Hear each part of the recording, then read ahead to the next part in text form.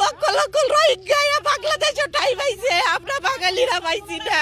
কি আর আওয়ামী লীগ, কি আর বিএনপি, কি আর জামাতে ইসলাম, কোন সরকারের কাছে আমরা সাধারণ মানুষ নিরাপদ? একবার কি এই গরিবের চিন্তা করছে কেউ কোনোদিন? পোলাপান লয়ে যাবো কি, খাবো কি, করবো কি আমরা? তারা এক এক গর্ভবতী 20,000, 30,000, 40,000 করে টাকা খাইতো, খাইয়া খাইয়া মানুষেরা গড় করবার দিত। গড় করবার দিয়া মানুষের গড় ধরে এমনি খুললা লয়ে যায়, মা বাইক চুপ করে থুয়ে যায়।